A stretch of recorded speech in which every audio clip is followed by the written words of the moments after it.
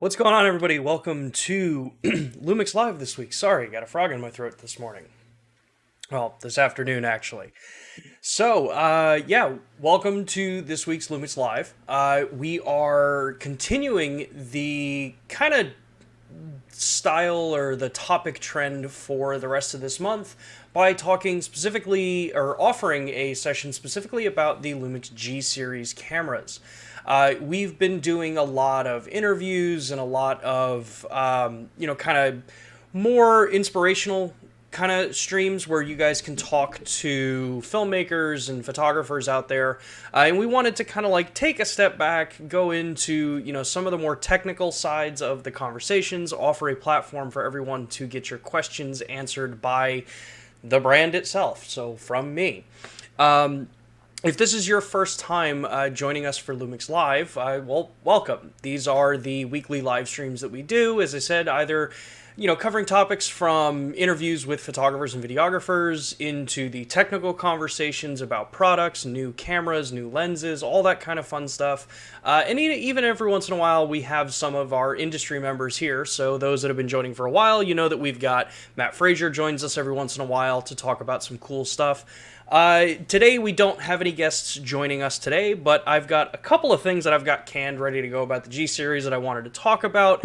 But ultimately, for these streams, they're the 100% interactive streams. So you have an hour of the time that we have these streams normally to ask us questions, to troubleshoot issues that you may be having with your cameras. And for this particular case, since we're talking about Micro Four Thirds, that means anything in the G Series. I see a couple of people have been dropping some questions in the chat already. I see Bob is asking about the G7, some others asking about GX Series, things like that. And that's exactly the kind of stuff we're going to be covering. So if you've got questions that you want to have me address or try to troubleshoot something for you through this, make sure to tag at LUMIX Cameras before your question so I can see it pop up in the chat here.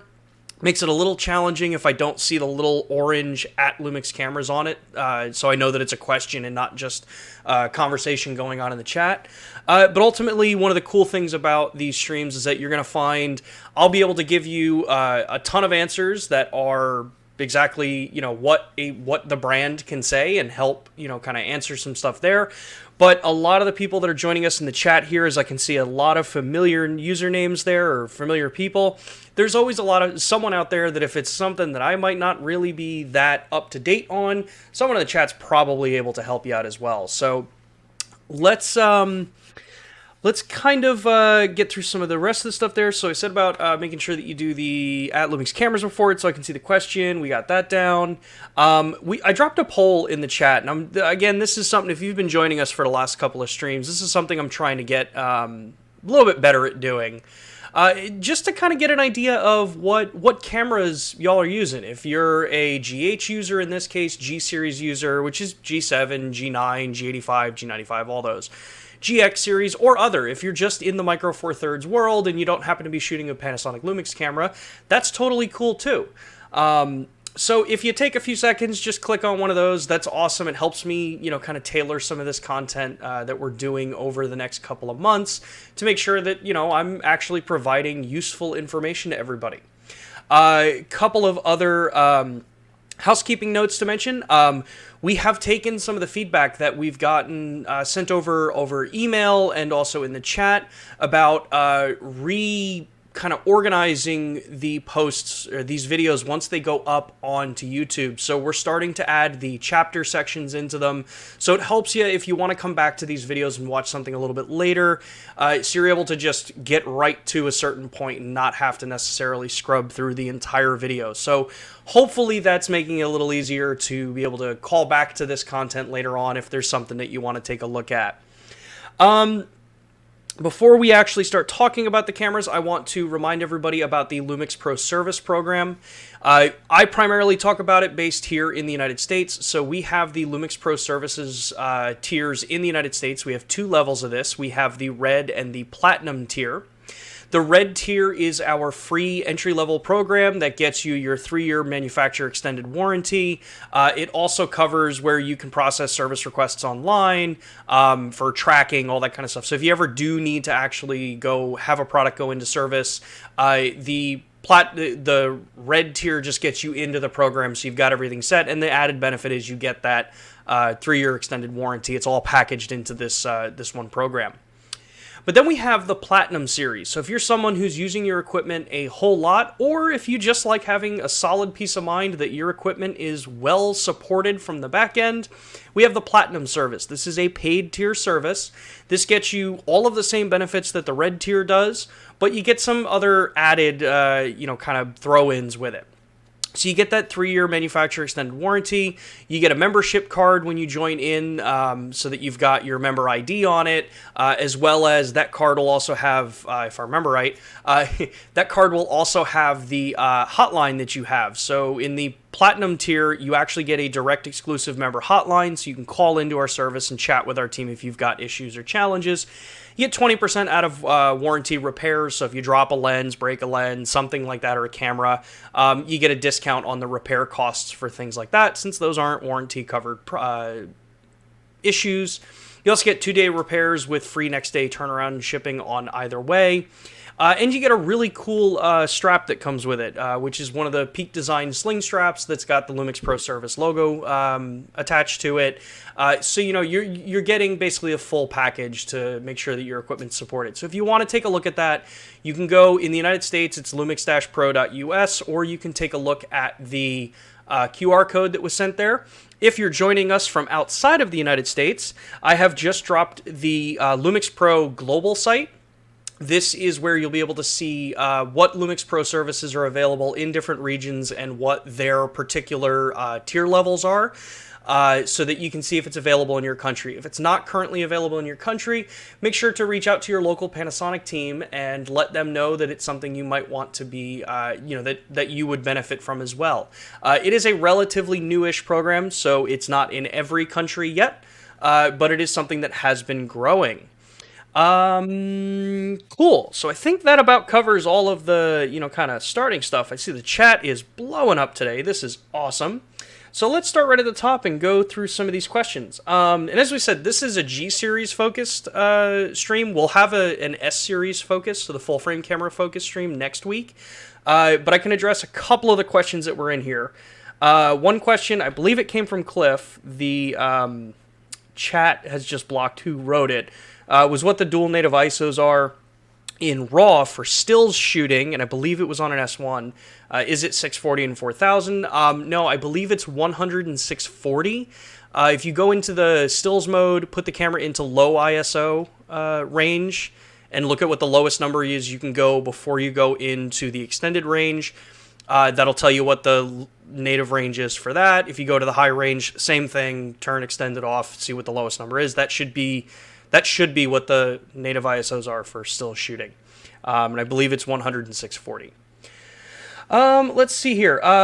Sherry's asking, hello, I have a Panasonic LUMIX G. How do I access the timer feature? I see it in the booklet, but I can't seem to access it through the camera menu. If you let me know which camera it is, I can get you to where it will be on that camera, because it's a little different between each of the cameras. So if you can get me which camera it is, Sherry, I will be happy to get you that answer. Danny says, don't forget about the G85. Of course not. The G85 is definitely not forgotten about. We do have the G95, which is what I'm just going to be using for the bulk of any kind of camera demo today, because it's just actually the camera that I've been working with a lot recently, since it's actually... I haven't had a ton of hands-on time with it up until recently, even though we've had the camera out for a long time. So if you've got questions about that camera specifically, I can show you a whole bunch of stuff with it. And I got some cool stuff prepared to talk about it. Hope it's about G7. All right, here we go. Some questions. I'm wondering about one of the best lenses for filmmaking in LUMIX. I'm still wondering what to get. It's going to kind of depend on what your filmmaking style is. If it's a G Series lens, you've got a ton of different options. If you can let us know in the chat what kind of what style of filmmaking you do, I can probably get you some good recommendations, like what focal lengths to start in. And I'm sure people in the chat too, I know there's a lot of filmmakers that join us in the chat. They've probably got some really good recommendations too. Sherry says, how do I access timer feature? Yeah, Sherry, if you let me know, I'm catching up on the chat because we do the standard delay on it. So by the time I see a question, it might be a minute since you asked it before. So we'll keep going on that. Can you live stream? This comes from Bob. Can you live stream with the G7? I don't think it works with the LUMIX software. So you, in order to live stream with a camera, there's a couple things that you need to look at. The traditional way of doing it is, as long as the camera has a clean HDMI out signal, you can get any capture card that takes 1080 or 4K signals input and then outputs them into a platform. For a camera like the G7, because of the age of the G7, it's one of the oldest running cameras in the G series that's still a current camera. That one, I don't think has hardware supported for things like the LUMIX Tether software or the LUMIX webcam drivers. Some of that stuff requires updated chipsets and equipment that's been added over the years. So for the G7 in particular, you'd be looking at doing some sort of HDMI capture device. Elgato makes them, AverMedia makes them, I think even Atomos makes one now. So there's tons of them. It's just HDMI. You get, for that camera, you would use a micro HDMI cable to full size. And then those USB the capture cards are usually USB driven into your computer. The benefit there is that you're going to get both audio and video synced together. So if you're using a G7, you can use the built-in microphone, or if you've got a microphone attached to it into the mic input, you're ready to go. You've got good audio coming through synced together. You don't have to worry like how my setup is here, where I've got this microphone going into my ATEM, then in, and the camera's going in. Since I'm using a BGH1, I then have to sync the audio later. So for the G7, yeah, you would definitely look for an external capture device for that. Alan's asking, as a new user of mirrorless, I was expecting the EVF to closely represent what a JPEG image looks like. I've noticed that highlights can sometimes be blown out. Is this normal? It can be, because it's going to depend for mirrorless cameras across the board. When you're looking at a viewfinder in the camera, there's a couple different technologies that are being used for different viewfinders. OLED, LCD, and then you have LCOS displays, which are the ones that some people have some issues with, where you get some tearing. Depending on what panel is used in the viewfinder is what's going to determine really its dynamic range that it can represent. For the most part, you're going to be very, very close for your JPEG to how close they're going to look. If you were looking at matched displays. So if you have the OLED finder in the vast majority of our cameras, and then you're looking at it on, say, a VA panel on your computer, you may run into where the view angle, like the computer display, might not be able to represent all the colors, or vice versa. They're going to be really close, but you do also have some control to adjust things like brightness, contrast, and saturation in the viewfinders. If you put the camera to your face, go into the camera menu, and then I believe it's under the custom settings or just under the wrench. You want to, actually, no, it's under settings. My bad. When you have your face to the camera, what you'll see is that the monitor display is going to be able to let you go in and change things like, let me move my face camera. Change things like brightness. Let me go back into that. Brightness, contrast, saturation, tint, and the two different tints. You are able to go in and make some of those adjustments. When you have, the way to adjust it for the viewfinder is you look through the viewfinder and then go into the menu. And what you'll see is that it will change from saying monitor display to viewfinder display. So if I put my finger over the viewfinder, you see now it says viewfinder. So that's one of the things that you can take a look at if you're noticing that the print or the photo looks much too bright in the viewfinder, you can play around with that and try to get it close. There aren't really calibration tools for viewfinders, though. So hopefully that helps with that answer, Alan. Let's see here. Next one. I find the IBIS on the GX9 not as good as the GX80. As I understand, they should be the same, but to me, clearly the GX80 is better. So they are pretty much the same stabilization. The GX9 has the same stabilizers what you find in like the G95. The GX85 is very similar to what's in the G85. That's really where you see some of the parity. One of the things that I think often gets overlooked when we start looking at stabilization and the handheld, how sharp you can get a handheld image, is the resolutions of the sensors. The higher the resolution of the sensor is, or the higher resolution that the sensor is, that's the proper way to say that, the more likely you have to be more stable with your shot to get the same effective stabilization. And the reason behind that is that the higher the pixel density, the more fine details being recorded. And I'm talking about this kind of more of like in a vacuum. So we're taking noise, we're taking all of that stuff out of it. We're just saying like pixels. The higher the pixels, the more likely you are to see shake in an image because you're just inherently recording that much more resolution, that much more detail. Stabilization in camera and lenses is going to do an amazing thing to correct it for a strong part of it.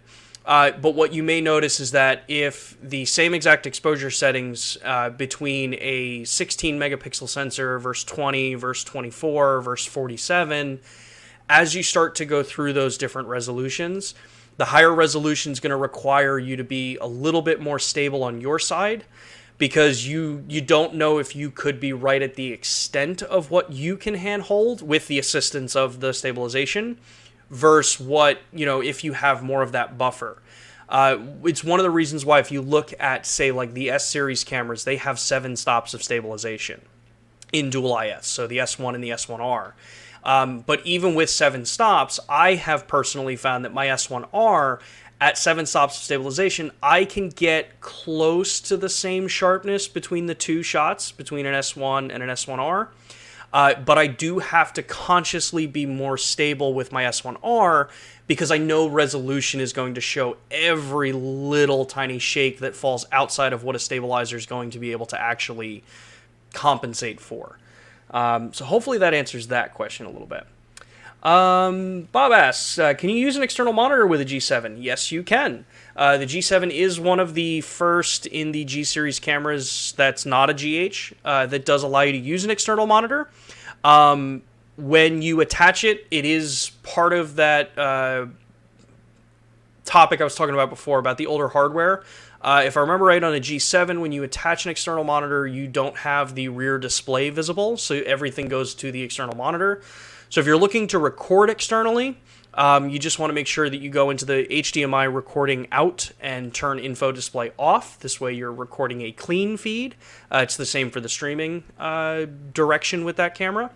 But if you're just using it because you want a much bigger screen to work with, you can leave info display on, have it pump out there, and you get all your camera settings, your menus, stuff like that. Let's see here. Darrell asks, has there been any official information released on the GH6? It's hard to determine if the different rumors and facts on this camera. So no information has been provided since we made the announcement of the GH6. So anything that you read out there is pure speculation from people who don't know what's going on and don't know anything about the products. That's basically the best I can say. Rumors are great and all, but yeah. Unless it's officially stated by any company, it's all rumor. But yeah, we haven't stated anything out about it. But if the best way to stay informed about when that information does come out is to make sure to either, follow, like, subscribe, all of our social channels, subscribe over here on the YouTube channel that you're on, because you know that you're going to get the notifications when we've got a stream coming up of, hey, new stuff coming. We always will talk about it here. And we'll always do this kind of stream to let y'all ask your questions so that we can address them. So let's see here. Call Me says, what exactly did the lens firmware update do for the G cameras? So yeah, the recent firmware updates that we did for all the G series lenses was designed to prepare them for the GH5 Mark II's release. The GH5 Mark II added the ability to do linear linear manual focus control on selected micro four thirds lenses, and selected because it just depends if the lens has the hardware required to feed the proper information over. So that whole set of update was designed specifically to bring everything in line so that when you go into a menu on the GH5 Mark II and you select linear, actually it makes the linear option selectable, so that you can do linear manual focus as well as change the degree and the angle, so how far you have to rotate that the focus ring. So that's what the update was for. Bob says, any new software updates coming for the G7? Probably not. Mainly just because of relatively how old the G7 is. I don't know if there are any updates that can be added to that camera. Again, a lot of times it goes towards just what hardware was being used on the camera at the time when it was developed, and if it's on the same architecture that we're using now. One of the big things to remember is that the G7 does not use the new updated menus that we're working with in cameras like the well, it started with the G9, actually the GH5, in the Micro Four Thirds realm. So most likely I don't think we're going to see any firmware updates for the G7. I could be wrong. Last year we did actually provide an update for the GH2, which is one of the oldest cameras in the lineup. But I don't know if we'll see any, groundbreaking updates to the camera, unfortunately. But thanks for asking, Bob. Let's see here. Yay for the chapters. Yes, yeah, the chapters are going to be they might not be up immediately, like the day that we get the video posted, but they'll be up within the week. So we're definitely working on making that easier for people to review later. Let's see here. D Creative says, I have a GH5, G85, and G7. My question is, what is the native ISOs, especially when using Vlog L? I don't know if we actually have stated information about the G85 and the G... Actually, I know we don't for the G85 and the G7. I'd have to take a look at the GH5. I don't remember if there's an actual official stated native ISO on that camera. But I know a lot of people find a lot of good support with, I think it's shooting like 400 ISO when you're using Vlog L on the GH5 is what they find they get the best balance between dynamic range and noise, which is what a native ISO basically is. But I can take a look and see after the stream today. It says, is there a full list of changes for a GH5 Mark II? I saw a lot of different videos and tests and made my own list. It got longer and longer. Not everything is part of the specs. That is very, very true. There are a ton of things that have been changed between the two cameras, and a lot of times people, reviewers will look at the parts that are relevant to their outlets. So a photo-specific outlet that's going to be reviewing the GH5 Mark II is probably just going to focus on the photo-oriented features. Video users are going to focus on, obviously, the video. And general, like Engadget, places like that, are going to focus on the more mass-market parts of the camera. I don't know if we have a published direct, like, kind of difference between the two. But we can always take a look and see if that's something that we can create and get published up there somewhere. Let's see here. In photography, I'm a LUMIX G9 user. Will we get AF tracking and sensitivity for video like the G100, G95, and GH5? It's very useful for me on occasion. We'll shoot video with AF tracking. I think the G9 has the ability to do some of that tracking. Let me grab my G9. Double check here. It'll help if I put a battery in my G9. Alright, let's see what else we got here. So, for video shooting, if I go into video shooting, go to continuous autofocus, and then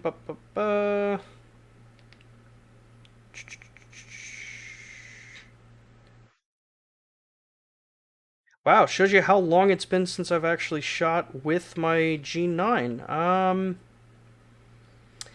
I will have to actually bring that up with our team and see if it is something. There might be a reason why the G9 doesn't have it, but we will check into that. Let's see here. Some of the other questions here.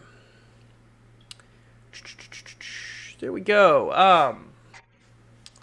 Talk about advantages of not having PDAF sensor and photosite marking. Question mark from Cliff. Yeah, so there are advantages to not having on-sensor phase detect pixels. When you start looking at certain styles of photography and videography, because you have to mask pixels out, you can cause issues where those pixels don't 100% get cleared out properly. We're seeing very similar trends when you look not at focusing technologies or sensors or cameras or anything like that, but if you look like in the cell phone market, under screen cameras, so cameras that are placed under the OLED panels on mobile devices, they typically, the filter that has the pixels that are over the camera have to be actually either much lower resolution, or they have to try to, like, through software get rid of them, and none of them are good, really that great at doing it. So you see there's some things about, you know, just that the image quality wise is not always going to be the best. One of the main focuses with the LUMIX line of cameras across the board, whether it's the photo cameras, so the G Series, the S Series, is always about image quality. You want top tier image quality and reliability. That's what our brand's about. Let's see here. Felipe says, what do you suggest as the next camera upgrade for a G85? There's a couple different, depends on what kind of direction you want to go. If you want to go to a larger, kind of more fully featured camera, you could always take a look at something like a G9, GH5 Mark II. Yes, the GH5 Mark II is very heavily a video-oriented camera and like live streaming and broadcasting, that kind of world.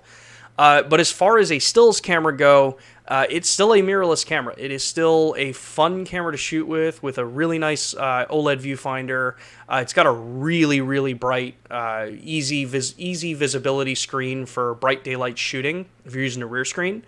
And it's got the most current tech that we're using in Micro Four Thirds. So that's probably a really good one. If that's maybe a little out of the budget, you could always take a look at something like the G95. It gets you basically a G9 just in a smaller form factor with a couple more limitations because of the smaller body, not designed necessarily for as heavy video features, which the G9 wasn't really designed for that way anyway. The G95 could be a really good update. The benefit with going to something like a G95 is that you can use the same batteries that you're already using for your 85. And if you're someone who uses the battery grip for vertical shooting, you can use the battery grip as well. So both of those things carry over. It's, you know, maybe not the best thing, but, you know, it's less that you have to buy afterwards. You know, you don't have to change your batteries over, things like that. And from a usability perspective, it's going to be very similar. So control layout is going to be very, very similar to the G85. It's easier to transition into a camera like that. So that would be my recommendation. I think it's Felipe. Would be G85 or the G95 if you're upgrading from a G85. Albert says, I just learned that there's an official shutter cable for the S Series, DMW RS2 remote shutter. Does the G Series have a LUMIX branded remote shutter cable? Ironically, I actually was using one of our cables because I had to create a stop motion video for our social network. And yes, we do have an official remote. It's the DMW RS2. It works for both G Series and S Series as long as the camera has a 2.5 millimeter remote socket, which, again, cameras like the G95, it's in the side door right next to the HDMI port. On cameras like the GH5, it is right up here, so it's that little remote port above the card door. Cameras like the G9, it's also up here above the card door. And then cameras like the GX85, Does not have the remote port on it, but that's where you would use something like the Bluetooth or app to do remote shooting with. The nice thing with the RS2 is that the cable on the end is removable, so you can get an extension for this if you need it to be much longer. It's got your timer button on there, and then a video start stop. So that's about as technical as a remote I think can get. Yeah, it's a remote. But yeah, the RS2 works for both S Series and G Series as long as it has that 2.5 millimeter remote socket. That's the tiny connector. Let's see here. Other questions. A vlogger, suggest please buy G95 or not. If you're a vlogger, so I assume you mean like vlogger is in you're going to be shooting like this, filming yourself. A couple options. G95 can be a really good option for you. The G95 is a great option for it, but if you want to be doing things like 4K, like say 4K 30p or 4K 60p, if you want to be shooting high resolution, I'd honestly suggest if you're able to stretch a little bit or save up a little bit, if it's a budgetary thing, look at probably the GH5 Mark II. You're going to get, again, the best of the current tech being used in the Micro Four Thirds realm. You also get that streaming functionality that the camera has, so you can actually do live broadcasting to Facebook, YouTube, or any other site that supports RTMP. So that could be a really big benefit. And because it's the newer camera, you know that you're going to get long time worth of support on the camera.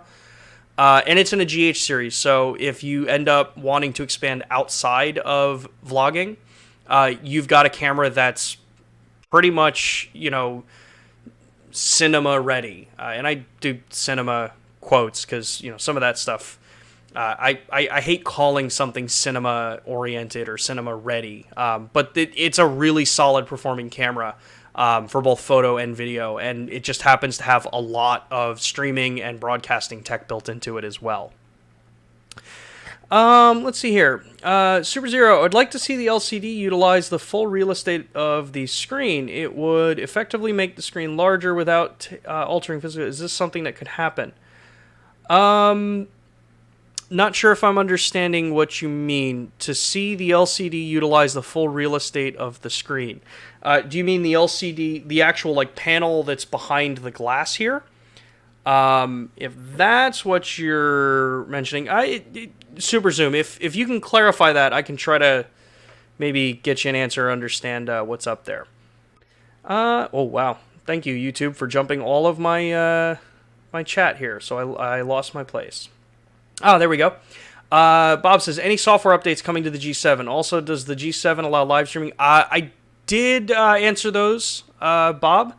If you take a look back, those were probably, I'd say, about 15 minutes in to the video. You should be able to scrub back through this video because I do leave the live replay on. So you should be able to scroll back. Those answers are up there. You can, and they're a little involved. Let's see here. Hey Sean, just an FYI, I tried registering a G90 at LUMIX Pro in the UK. They don't plan to make it eligible. I'll have to try though. Any chance of a firmware update? It's good to know about the G90 not being on the LUMIX Pro in the UK site. That's definitely one of those areas where you should reach out to. If you already have reached out to them. Sorry if you guys hear the dog. Delivery being dropped off. Yeah, when you go to each of your websites, you'll be able to see what cameras are on the list and what camera requirements are there. So maybe not every region's going to support every camera or every lens in it. Some of that stuff is just up to the region as far as what's on the list. But yeah, unfortunately, I can only speak on behalf of what's available in the U.S. LPS program. So here, Derek says, can you record 10-bit from the G9 straight to an external drive or SSD without using another device like an Atomos Ninja?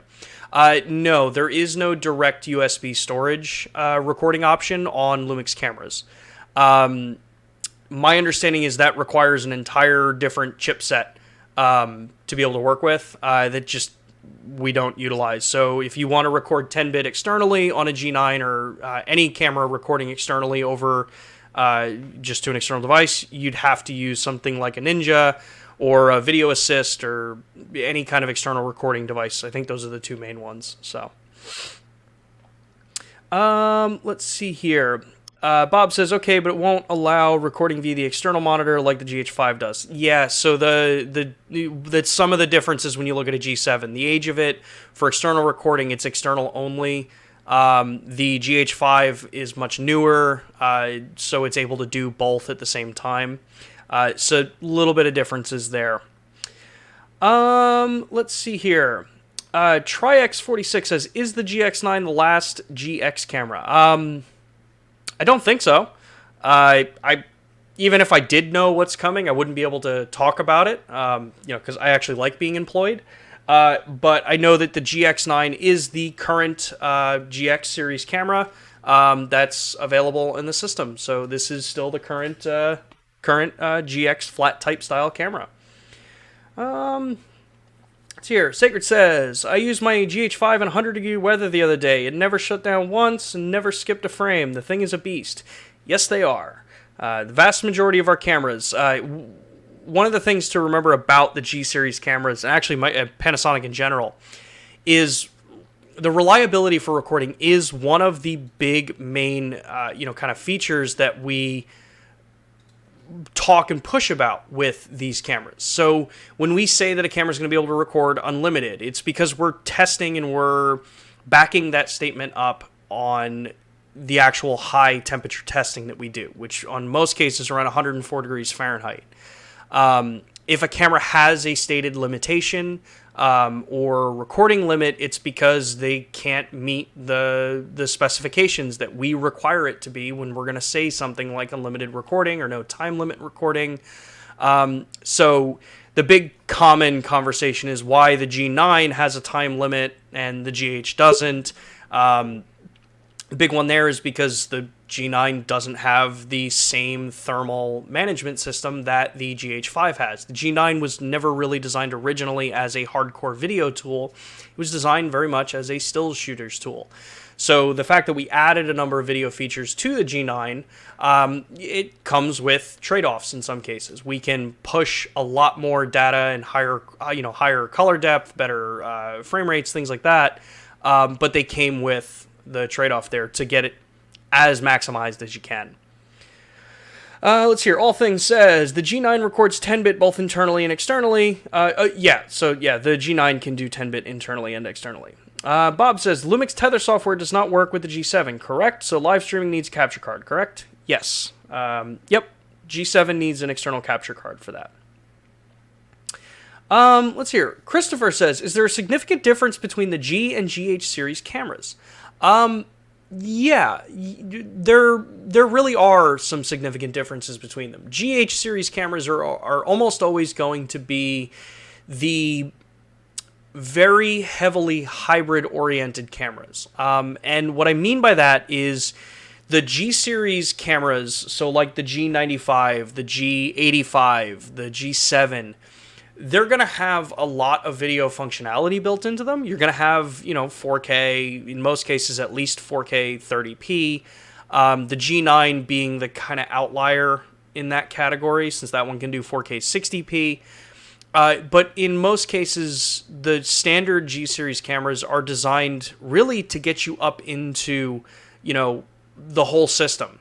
If you're working and you want to get something that's maybe a little bit smaller, you know that it might not necessarily be your A camera or your main camera, and you've already got, say, like a GH5, or you've got a GH5 Mark II, or you're planning on getting, say, a GH6 when that comes out. Something like a G95 can be a really good alternative camera or backup camera, because you're going to get relatively similar color science between all of them, but you get a little bit smaller package. You get some different feature sets that are built into some of those cameras. And that's really, kind of the main things that you're going to see. The GH series is usually going to have the furthest pushed technology that the cameras can have. And then as that technology matures over time, you start to see it come down into some of the other models, which is a fairly typical thing that you see in most cameras that come out. Actually, most technology, the higher end, kind of flagship products will always start with the best tech, and then you see as it starts to get more and more mature, it'll start to show up in lower end cameras. Let's see here. So it seems like there's a lot of G7 fans. Wonder if a G7 Mark II is in the works. Yeah, the G7 I'd say is probably one of those kind of cult classic cameras in the system, and it's one of the reasons why we still keep it around. It is still a solid option for someone that wants to just get into shooting 4K or just wants to get into the Lumix system. It's a super light camera, which at the beginning of times when that camera came out, a lot of people were maybe a little off put by the just how light that camera actually was, and still is. But yeah, it's a solid performing camera. I used to have one here, and then it just got mixed in with our trade show and samples, and it just never came back to me. So instead, I've got our G95 here. I love shooting with our GX85 because I grew up as a film photography, and I loved shooting, like on Leica film cameras. I like that rangefinder style personally. So I love our GX series cameras. They are a lot of fun. Not my everyday carry anymore. That's usually the S series now, and the LX100 Mark II, like we were talking about last week. But yeah, great cameras. Let's see here. Just a reminder, if you're having the questions, make sure to just tag at LUMIX Cameras. This way I see it on my side so I can go through it. Otherwise, I'm just going to assume that the conversations are back and forth with the rest of the community, which is awesome to see, by the way. I love seeing everyone, get those, just help each other out and kind of fill in the areas where I might not be able to get to every aspect of an answer. Let's see here. Super Zero says, has Lumix considered releasing a GH-type camera with an integrated battery grip? I don't think so. I know I've asked that question before internally, back when I worked in our headquarters. I would have loved to see a full size camera. I think it's just a matter of whether or not it's actually necessary, and what would it actually add to the camera. Micro Four Thirds cameras, as it is, a lot of people start to ask the questions about size. Why are Micro Four Thirds cameras the size that they are? As it is now, cameras like the GH5, they're a little bit larger than some of the other cameras, and a lot of people, in full transparency, a lot of people will always come out and say, but you can get larger sensor cameras for the same size body that you get with one of the cameras that we have, as a comment to say that our cameras are too big. But the difference is, a camera like a GH5 is able to record, as some of it have attested to in the chat. Our cameras are designed to actually record the time frames that we say that they can. So you can actually go to a job and know that it's going to record consistently and not just give you a heat warning and shut off on you. So size is a very important factor in Micro Four Thirds, which is why we've got cameras like the GX lines, why we have the G100 that came out now. You have the size options, and you can still get the current modern tech. And we'll always try to build them as small as we can in certain areas where it's actually applicable. But in a lot of cases, you can go too big with a camera for a needless reason, as opposed to just adding a grip. This way you have the option to take it off if you don't want to use a grip all the time. So yeah, that's kind of about it on a full-size integrated type camera. Let's see here. Noxstrom says, BGH1 user, where's the optimal value stops for skin tones on Vlog? -2.5 stops. It was mentioned in one of the episodes, but I can't find it. So I don't know exactly what the stop is for skin tone, since that's a fairly nebulous way to, I think, measure these days. But VLOG-L is spec'd where if you're using, if you're working with the camera and you're using the luminance spot meter, which gets you the stop rating on it, which actually, now I have to remember, I think the BGH one has a luminance spot meter if you have a monitor attached to it. VLOG should be at 42 IRE as your middle gray, so as your mid-tone. And then you'll know that you're going to get, X number of stops over and under. My understanding, because this is something that I don't shoot enough video with people where I have to match, kind of get perfectly accurate skin tone. I film myself doing training videos and stuff like that. So I know what works for how I shoot, and I'm not shooting log. I'm shooting like 709 because it's all right to YouTube. I know a lot of people will set for 42 IRE, which would be, if you're looking at luminance spot meter, would show up as 0 stops, because that means that you're at the 42 IRE for middle. I shoot documentaries. I'm shooting with the BGH1, and I'm also using an Atomos Ninja 5, and I'm wondering how to get ProRes RAW. I know it's possible, but no luck here. Yeah, so with ProRes RAW on the BGH1, couple things you want to make sure. One, make sure that both the Ninja 5 and the BGH1 are on the most current up-to-date firmware. And then once you know that you're on the up-to-date firmware on both devices, you have to make sure that the Atomos Ninja 5 is unlocked for ProRes RAW. It involves you just going to their website, registering, and getting the token to download, put on the SSD, put it in, and then it activates ProRes RAW. Once you have that, connect the two over HDMI, and then when you go into the camera menu, you'll see RAW output. I think it's RAW over HDMI output. When you click that on, it'll send the signal over to the Ninja 5, and the Ninja 5 should prompt and say, switching into ProRes RAW, jump over, and then you should be good to go. So that should set you up for ProRes RAW. Let's see here. This is on my GX80 and GX9. On a bright sunny day, I tend to use extended ISO 100 to maintain the use of mechanical shutter. What's the downside of using extended ISO? It's actually a really good question. With extended ISOs on cameras, pretty much every camera has the ability to go over and under what the normal ISO range is that's rated on the camera. By going to the low range, so anything that has the L next to it, all you're doing is you're compressing the clipping points for basically for your highlights. So what that means is if you use something like low 100, you may find that the raw file that you start working with might not have as much highlight detail as, say, the 200 ISO for that. There's not necessarily inherently anything wrong with shooting in the extended ranges, and in some cases, certain cameras out there can actually perform maybe a little bit better for certain use cases by using extended range.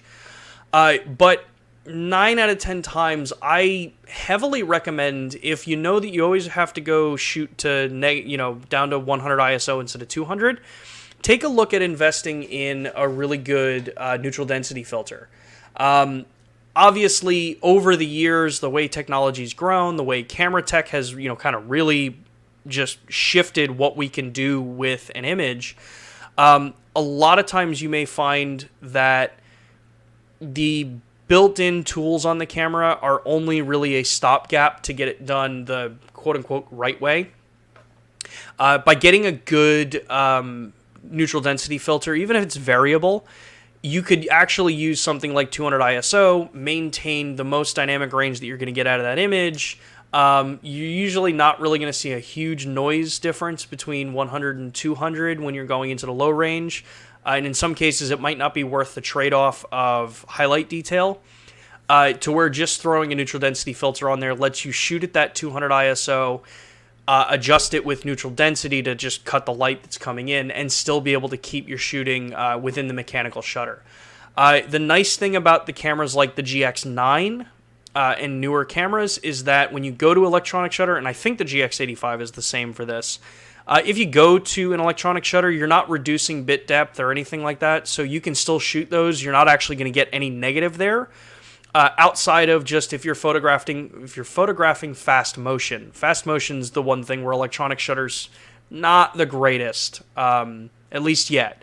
Since global shutters don't really exist for general photography cameras, electronic shutters, you can get some skew in that image, and then you got to fix that in post. So hopefully that helps.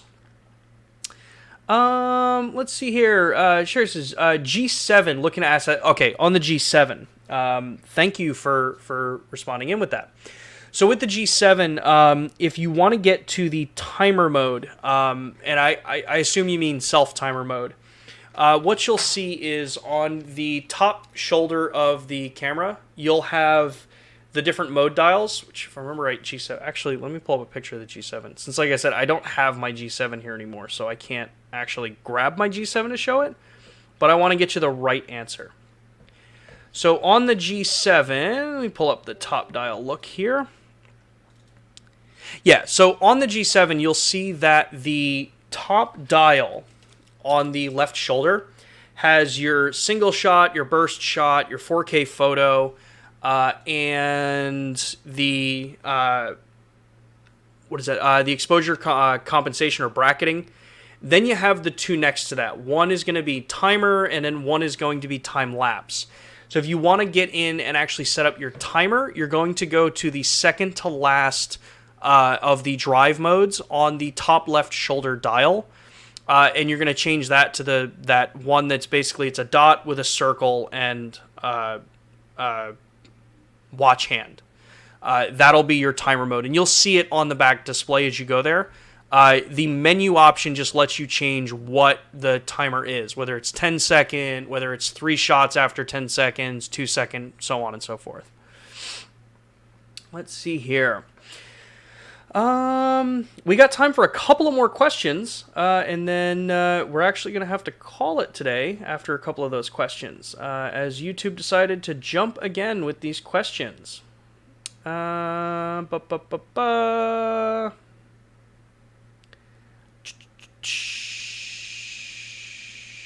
I was. Here we go. Nope. There we go. Does the G7 does Panasonic have any plans to consolidate their compact cameras and update what is seriously a dated lineup? I don't have any information to bring up about the compact cameras, unfortunately. The current lineup that we have, we talked about it last week, so if you want to actually hear a little bit more in-depth kind of conversation about the point-and-shoots or the compact cameras, we did do a video last week on those cameras. Let's see. Thanks for your response on the G9 AF tracking feature. I think it should have it since some of the lower cameras have it. Please let them know. Yeah, we definitely always pass this kind of information over to our team. Let's see here. Bob asked, does the G7 support a battery grip? Unfortunately not. That was before we really actually started making battery grips for the cameras. The G85 would be the next one that you'd look at out of a G7 that supports the battery grip, or the G95. Let's see here. BGH1, how do you remove the little white brackets in manual focus? In auto, they're gone. In 225 focus, they're gone. Can't find a way to make them disappear in manual. Yeah, so you can't remove them in manual focus. I don't have an exact reason why, other than I know that one of the things that has come up is that if they weren't there, you wouldn't know where your punch-in's going to be if you want to do manual focusing. But yeah, at this time, a lot of people have asked us about that. I just don't have an answer for you. But at the time, other than you can't take them out. Let's see here. Like I said, we got some good time for some more questions. Albert says, thanks. The listing on BH Photo says the S1R, S1, no mention of the RS2 working with G Series. Well, yeah, I did just test it with my G95, and it worked perfectly fine. I know that it does work on the GH series cameras too. There was a previous one of these. It was, I think, the RS1. Yeah, I think it was the RS1, which was designed before the RS2, obviously. That one I know for a fact was designed for G Series cameras. And I think the difference is whether or not it can trigger video or not. The RS2 can do video and still. I think the RS1 was only a stills trigger remote. Let's see here. Trinity Media. When live streaming with the GH5 Mark II, would an external monitor affect it?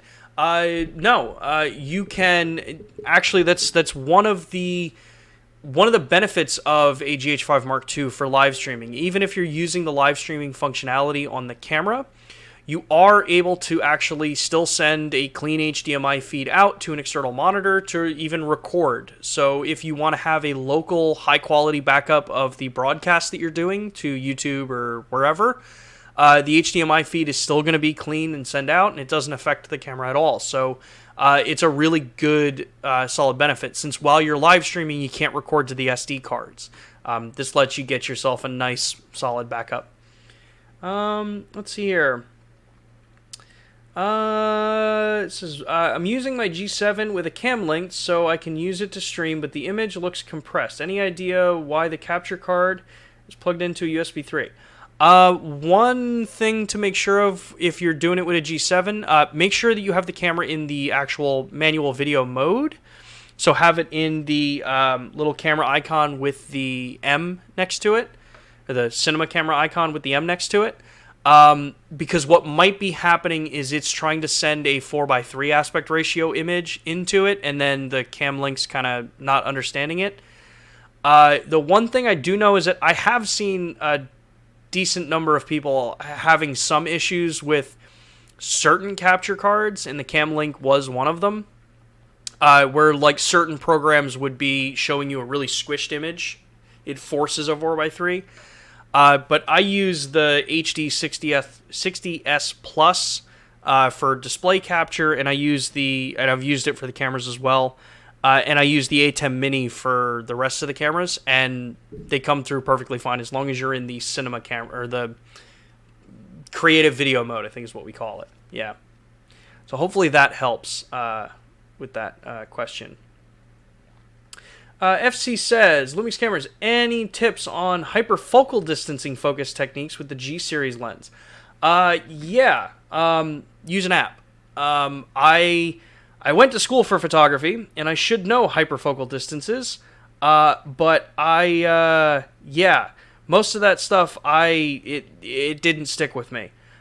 You can use apps like, let me see here. Yes, you can use apps like PhotoPills, which is one of the ones that I use. You can go in there, hyperfocal table, you put the camera that you're using in, and then it will give you what the hyperfocal distances are. It is an awesome tool to use, and it'll always be with you, since most of us never leave home without a cell phone or some sort of mobile device. Let's see here. Mr. S, hey, I have a G85 and a G9. Can I set up custom white balances and know what color temp I'm shooting at, so I can set custom white balance on the G9 and then input it into the G85? Not on the camera. On the camera is not going to tell you what the color temperature was that you set it up at if you're doing the custom white balance on the camera. But I believe if you go into, say you put an image into like Lightroom Mobile or something like that, that should tell you. I'm just looking at a still image that I took. Yeah, so if you set a custom white balance, and I'll show you here. So like this was a live composite image that I shot on the G95 last night, actually 2 nights ago. So I did a custom white balance for this image, and so it says as white balance is as shot, and then it tells me right here that the white balance that was set up is going to be 3350 Kelvin, so 3350 Kelvin at a +8 tint, and that's what the camera was set to shoot at. Where if I go and say like, hey, tungsten, that should be 2850 and 0. So that's one way to do it. And if you do it on a mobile device, it's going to give you the same. If you do it mobily, it's going to give you the same thing. But yeah, on the camera, it's not going to tell you what that custom white balance temperature was set at. Let's see here. Man, YouTube loves just jumping the questions forward. I know, as of this point, I know I'm not going to get to every single one of these questions because we are at 2 o'clock and I do have to actually end in a few moments. But let me see if I can get through a couple more of these because we're near the end of the list that I have here. Answered the G7 with the capture card question. Let's see here. It came up again. Maybe this is just duplicating a bunch of questions here. This was the... Okay, this is where I was. Do some lenses support linear focus on the G90 now?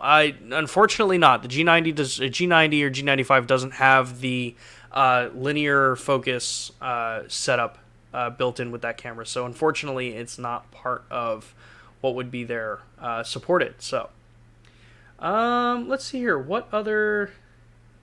Purple May says, can you tell us some news about the GH6, please? There's a GH6 coming. We've made some announcements about it.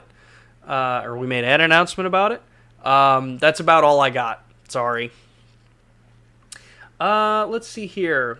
John says, would like to see custom settings store all the camera settings. I shoot with specific power settings along with exposure settings in certain situations, but custom settings does not store all of them. I think you mean the C1, C2, and C3.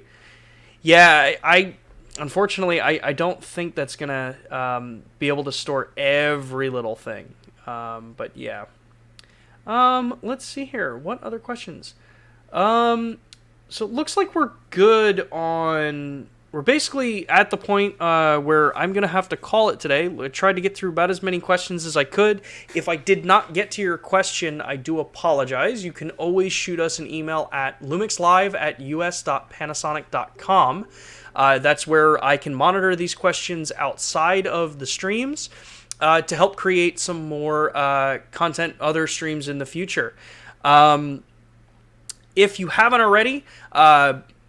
the little quiz that we dropped out there, thank you so much for dropping, or the poll.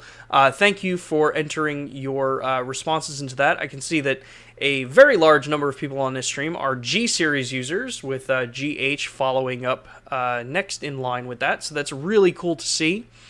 As a reminder for everybody, next week we will be doing a very similar conversation on the S series of cameras. So we will again be taking this kind of platform with it. I'll always have some stuff stored ready to go if the questions are light. But these streams, you guys always seem to have some really cool questions, and hopefully everyone was able to take something out of it. If you enjoyed this stream and this conversation, I would definitely appreciate a like on this video. It helps us out with growing this channel and building what we're doing here, what we have been doing for the last year. Make sure to give us a like on the video. Make sure to subscribe to the channel because we're doing these streams every single week and we'll always have new content coming out. I'm just sorry, I just read in the chat. I'm a G and a GX user but can only vote once. Yeah, it's the only downside of the poll thing here. They're always just a general, kind of general idea. But yes, where was I? Yeah, so join us next week, Thursday at 2 p.m. Eastern Time. We'll be talking all things S-Series cameras, so make sure you bring your questions if you're an S-Series user. And with that, I hope everyone has a good rest of your day and weekend. And as a reminder, if you have any of those questions, make sure to drop them over on lumixlive@us.panasonic.com, and we can always try to address them on upcoming streams as well. One last reminder, LUMIX Pro Services in the US and different regions. Platinum membership here in the United States, you can take a look at that QR code for the US division of this. You get that membership kit for the Platinum tier. Wow, my brain just stopped. The Platinum tier has the welcome kit, the exclusive gift that comes with it. You get the membership hotline, sensor cleanings, lens calibrations, firmware updates, 3-year warranty, all of that. And that's our paid tier. The red tier being the free membership gets you your 3-year warranty, your 3-year extended warranty, as well as your online access to service and support. With that, again, thank you everybody for joining. these are awesome. These are definitely one of the more fun things that I do on a weekly basis, and I love seeing the chat just go as crazy as it was today. And with that, see you next week, Thursday, 2 p.m. Eastern Time. Again, talking about the S Series cameras like we did today. So, have a good rest of your week. Later.